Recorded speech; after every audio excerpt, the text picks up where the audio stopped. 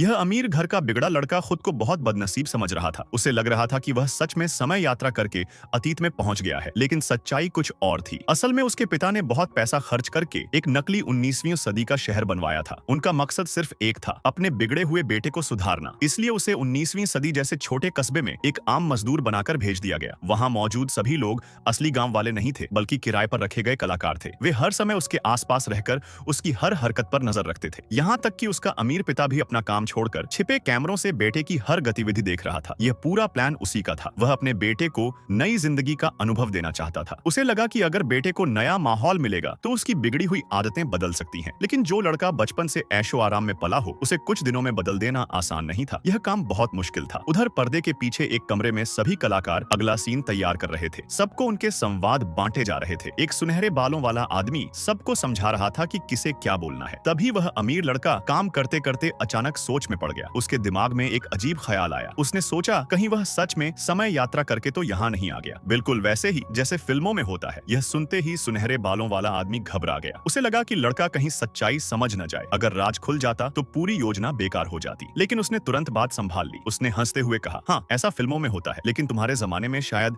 सिर्फ काले सफेद फिल्में ही बनती होंगी। ये सुनते ही वह लड़का मान गया और पीछे छिपे बाकी लोग भी चैन की सांस लेने लगे। इसके बाद लड़का घोड़े को चराने बाहर ले गया। काफी देर बाद उसे थोड़ा आराम करने का मौका मिला। तभी उसने पास में एक लड़की को रोते देखा। वह पहली बार किसी के दुख के पास रुका। उसने लड़की को दिलासा देने की कोशिश की। यही पल उसके अंदर बदलाव की शुरुआत बना। पहली बार उसे किसी और के दर्द का एहसास हुआ। उसके अंदर सहानुभूति पैदा होने लगी और यही इंसान बनने की सबसे जरूरी शुरुआत थी। उसे पता चला कि उस लड़की की शादी जबरदस्ती एक बूढ़े जमींदार से कराई जा रही है, जबकि वह लड़की उससे बिल्कुल प्यार नहीं करती थी। लेकिन यह लड़का, जो अब तक भावनाओं को समझता ही नहीं था, उसे यह कोई बड़ी समस्या नहीं लगी। उसने बस अपने हाथ का सेब लड़की को दिया और उसे दिलासा देकर वहां से चला गया। लड़की हैरानी से उसे देखती रह गई। फिर उसकी नजर पास छिपे कैमरे पर गई और वह चौंक उठी। उधर लड़का, जो हमेशा आराम की जिंदगी जीता आया था, अब धीरे धीरे मेहनत और भूख का मतलब समझने लगा। पहले जो हर चीज पैसे से खरीद लेता था, अब उसे रोटी के लिए मेहनत करनी पड़ रही थी। भूख लगने पर उसने जमींदार के घर से मुर्गी चुराने तक की कोशिश की, क्योंकि अब उसे पहली बार समझ आ रहा था कि भूख क्या होती है। इसी बीच उसके अंदर धीरे धीरे बदलाव शुरू हो चुका था। वह अब पहले जैसा घमंडी और निर्दयी नहीं रहा। दूसरों का दर्द देखकर उसका दिल बदलने लगा। अब वह सिर्फ अपने बारे में नहीं सोचता था, वह लोगों की तकलीफ समझने लगा था और यही उसके बदलने की असली शुरुआत थी। अब उसे पहली बार एहसास हुआ